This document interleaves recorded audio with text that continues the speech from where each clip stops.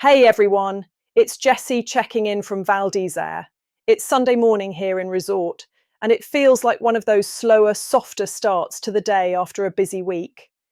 Yesterday stayed pretty grey and unsettled, and this morning has that same calm but slightly damp feel around the village, with people easing into the day rather than rushing straight out the door.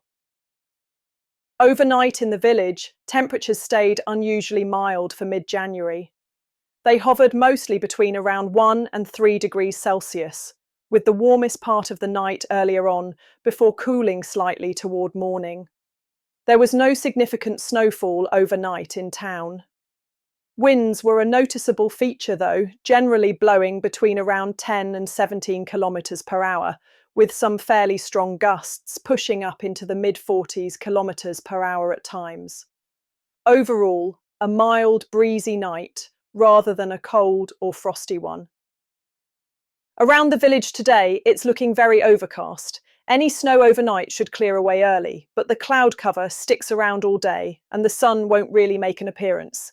Temperatures are expected to reach around 1 degree Celsius this afternoon. Winds stay fairly light in town, generally between 7 and 12 kilometers per hour, but there is a chance of stronger gusts at times, possibly up to 60 kilometers per hour, with winds turning from the east overnight to a more southeasterly flow through the day. Up on Bellevarde, conditions stay colder and more exposed. Temperatures are only expected to reach around -3 degrees Celsius at the summit, with cloud cover staying thick and visibility remaining fairly flat. Winds are a bit more noticeable up top, with a gentle breeze overnight and light winds during the day, but gusts could still reach around 50 kilometers per hour at times, especially on ridges and exposed areas. Not a high contrast day in the mountains, so expect more muted light and slower skiing conditions. If it's your first time in Val d'Isère and you're still figuring out how everything works, here are 2 simple things that will genuinely make your week easier. First up, the buses. There are 3 main internal bus lines in Val d'Isère. The big one is the Train Rouge, the Red Line, running all the way from La Daille at the entrance of resort right up to Le Fournet, with a key stop at the Ronde Point des Pistes for the Olympique and Soleil's lifts. Then there's the Train Jaune, the Yellow Line, which loops from the Ronde Point des Pistes through the tunnel, past the library and swimming pool, and out to the Manche Valley before heading back again. And last but not least, the Train Bleu runs from the Ronde Point des Pistes past Club Med up to Le Guettaz and back. There is also the Train Violet, the Purple Line, connecting Val d'Isère and Tignes, but it runs less frequently, so it's worth checking timings on the official valdisere.com website before relying on it. Second little perk, if you've got a ski pass for 6 days or more, you get 2 free entries to the swimming pool. This doesn't apply to free passes for children under 8 or seniors over 75, but for everyone else it's a great option, especially on a snowy or low visibility day. As for tonight, Sunday is shaping up nicely. Over at the Black Sheep, Car Thief Disco is back, proving once again that the weekend doesn't officially end until they say it does. And at Le Hibou, it's full Sunday fun day mode, with happy hour flowing all day and Ash Wall live from 10 o'clock tonight. A proper end-of-week blowout before everything resets again tomorrow. Now for a really important part of today's update. This is a translated summary of the official avalanche bulletin issued by Météo France for the Vanoise massif. If you are planning to go off-piste, you must check the full official report using the link in the description before heading out. The overall avalanche risk today is level 3, marked. That means conditions can look manageable, but there are still plenty of dangerous situations, especially if you make the wrong choices.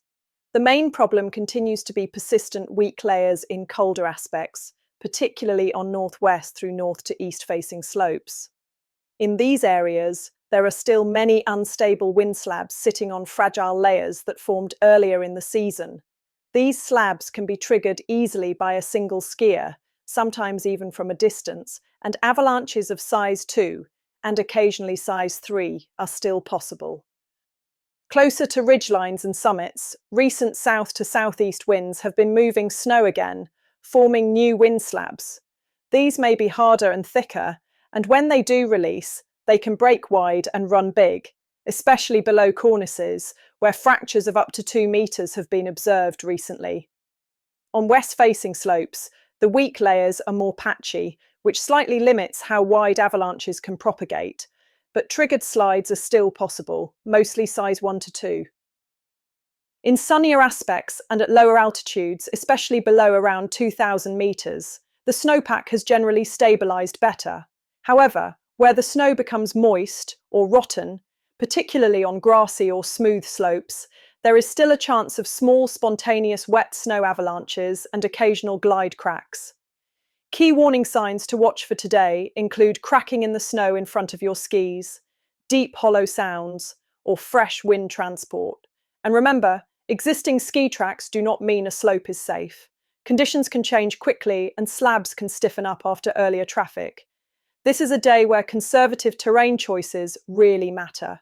Stick to lower angle slopes, avoid cold shaded aspects, and stay well clear of wind-loaded areas if you're heading outside the marked runs. If you're planning to explore the mountains this season, remember, off-piste skiing is dangerous. Always take a qualified guide and never go off-piste without a transceiver, shovel, and probe. And most importantly, know how to use them and practice regularly.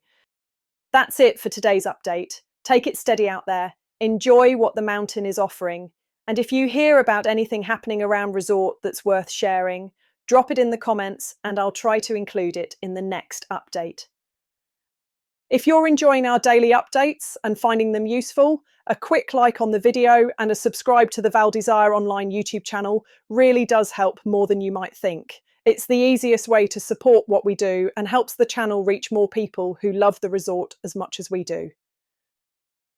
For further information, piste reports and events sponsored by Val d'Isère Tourism, please go to radiovaldeisere.com, the local radio station with the most up-to-date information. Forecast information provided by medioblue.com, infoclimat.fr and meteofrance.fr. Conditions in the Alps can change quickly, so always check before heading out. Webcam pictures courtesy of the official Val d'Isère website valdeisere.com.